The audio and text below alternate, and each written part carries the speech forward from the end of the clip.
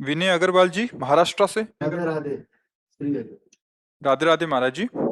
महाराज जी, कर्म सिद्धांत क्या है? संचित कर्म, प्रारब्ध कर्म और वर्तमान कर्म में क्या अंतर है, क्या फर्क है, ये कैसे फल देते हैं? हाँ, संचित कर्म का मतलब है पूर्व गोदाम, बहुत वर्षों का।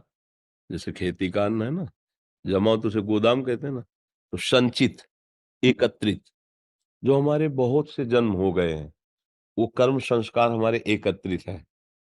जो वर्तमान में शरीर मिला है, जिसे प्रारब्ध भोग कहते हैं, जिससे शरीर की रचना हुई। दो कर्म मिलाए गए, शुभ और अशुभ, अच्छे और बुरे कर्म, दोनों मिक्स होकर के तभी मनुष्य शरीर बनता है। मतलब गोदाम से जितना खाने के लिए निकाला गया, मतलब वो प्रारब्ध समझो, वो जमा है आपका पूरा गोदाम से। और कुछ दाना नया फेंका खेती में, जिसे क्रियमाण कहते हैं। वर्तमान में जो कर्म कर रहे हैं वो क्रियमाण कर्म है। अब आपका संचित कर्म और क्रियमाण, ये उसी में जाकर फिर जमा हो जाएगा। और प्रारब्ध कर्म, तीन कर्म है। अगर केवल पाप कर्म होते तो नरक में जाना होता, केवल पुण्य कर्म होते तो स्वर्ग आदि लोक जाते। दोनों कर्म मिश्रित हुए तो मनुष्य शरीर मिला, मृत्यु लोक आए।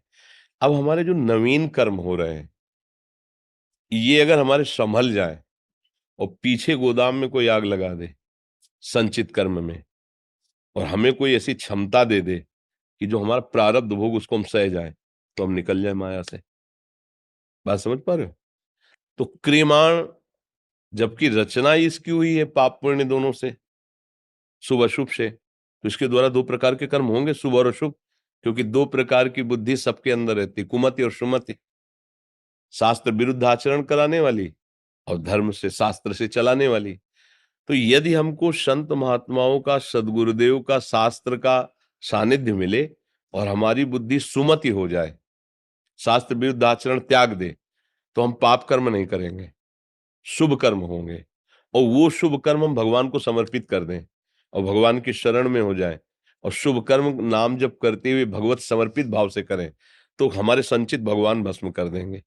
कटे कर्म बंधन संसारी, सुख सागर पूरी तति भारी, विधि निषेध श्रृंखला छुड़ावें। जो विधि निषेध के कारण हमारे शुभ अशुभ कर्म हुए थे, जो बहुत जन्मों के जन्म, उनको भगवान भस्म करते हैं। सन्मुख होए जीव मोहि जबहि, जन्म कोटि अघ नाशों तमहि। करोड़ों जन्मों के पाप भगवान। अब ये शरीर प्रारब्ध वो पहले से रच गया, बचपन से लेकर मरण तक का। इसमें जो दुख सुख का संयोग है वो आएगा आपका।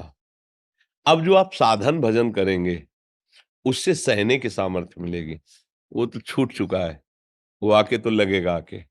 चाहे देखो बड़े बड़े महात्मा जन है, कैंसर हो जाता है, बड़े कष्ट पाते हैं, और जीवन में कोई पाप नहीं किया, तो वो पूर्व का जमा हुआ कर्म है, जो इस देह की रचना हो गई थी।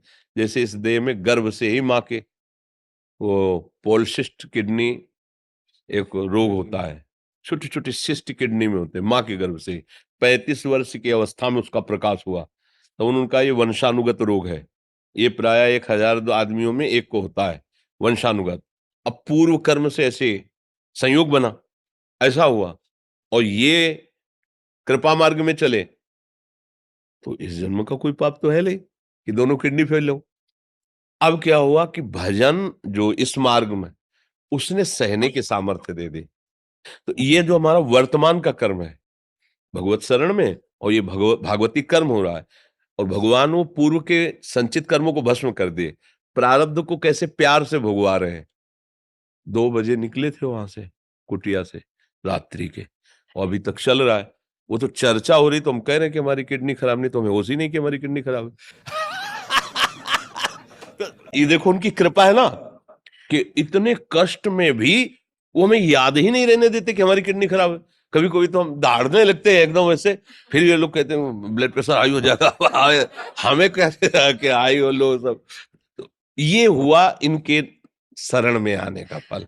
अब क्या हुआ, पूर्व तो भस्म हो गया और ये समर्पित हो गया, और जिससे शरीर बना था उसे मुस्कुरा के भोग लेते हैं, और बस प्रभु के घर चलते हैं, खत्म हो गया हमारा पूरा हिसाब किताब बराबर। ये होती